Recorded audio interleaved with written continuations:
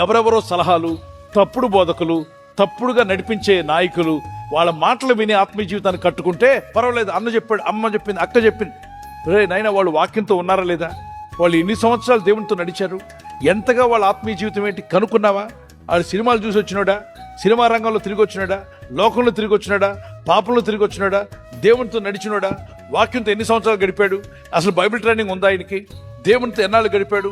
అది తెలుసుకున్నాక మనము వాక్యం వినడానికి ప్రయత్నం చేయాలి. అదేమీ లేకుండా అల్లర చిల్లరగా తిరిగి వచ్చారు, ప్రభు నన్ను పిలిచాడు, నేను సేవకు వచ్చానంటే వాడి దగ్గరికి వెళ్తే వాడు చెడు మనల్ని జడగొడతాడు. అందుకే వాక్యం సెలవిస్తుంది, ఆత్మీయమైన ట్రైనింగ్ అనేది ఉండాలి. చదవండి, 1 యోహాను పత్రిక 4:1. ప్రియులరా, అనేకులైన అబద్ధ ప్రవక్తలు లోకంలోనికి బయలు వెళ్ళి ఉన్నారు కనుక ప్రతి ఆత్మను నమ్మక ఆయా ఆత్మలు దేవుని సంబంధమైనవో కావో పరీక్షించండి. రక్త పరీక్ష, బ్లడ్ టెస్ట్ చేసినట్టుగా ప్రవచనాలను టెస్ట్ చేయాలి, ప్రసంగికులను టెస్ట్ చేయాలి, ఏంటి చెప్పాలి, టెస్ట్ చేయాలి, బోధకులను టెస్ట్ చేయాలి. నేను ఆరాధికుణ్ణి అని చెప్తే ఆరాధికులను కూడా ఏం చేయాలి? మనం టెస్ట్ చేయాలి. బ్లడ్ టెస్ట్ చేసుకుంటే మనకు షుగర్ ఎక్కువ ఉందో తక్కువ ఉందో తెలుస్తుంది. బీపీ టెస్ట్ చేస్తే బీపీ ఎక్కువ ఉందో తక్కువ ఉందో తెలుస్తుంది.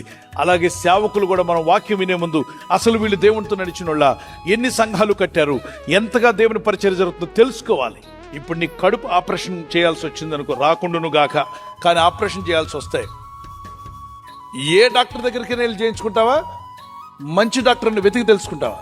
మంచి డాక్టర్ ఏంటి చెప్పండి? మంచి డాక్టర్ వెతికి, చేతికో కాలుకో స్టమక్కో ఆపరేషన్ చేయాల్సి వస్తే డాక్టర్స్ని మనం అడుగుతాం. ఈ డాక్టర్ మంచోడా కాదా, ఎంతమందికి చేశాడు అని పరీక్షించి సీనియర్ దగ్గరికి వెళ్తామా, జూనియర్ దగ్గర చేయించుకుంటాం?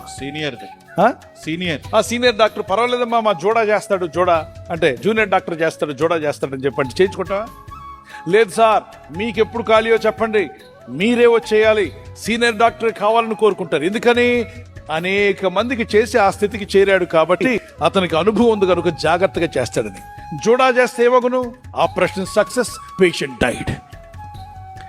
లోపల బయటకు వచ్చాడట ఆపరేషన్ థియేటర్లో, బంధువులందరూ బయట ఉన్నారు, చేతులు తుడుచుకుంటూ వచ్చాడు, గ్లౌజులు తీసాడు. డాక్టర్ గారు ఏంటమ్మా ఆపరేషన్ ఎలా అయింది సార్? ఆ జూనియర్ డాక్టర్ చెప్పాడు, ఆపరేషన్ సక్సెస్ అనండి ఒకసారి. సక్సెస్ అయిందండి. సరే, వెనక ఇంకొక అసిస్టెంట్ వచ్చాడు, సార్ ఆపరేషన్ సక్సెస్ అయింది ఎందుకంటే, అవునమ్మా మా జూడా డాక్టర్ చేశాడు, operation success, patient died, patient చచ్చిపోయాడు. మరి సక్సెస్ఫుల్గా చేశాడు ఆయన, కానీ ఈడు మాత్రం ఇలాగ ఎన్నో మార్లు ఫెయిల్ అయ్యాక కొంతమంది పాస్ అవుతుంటారు.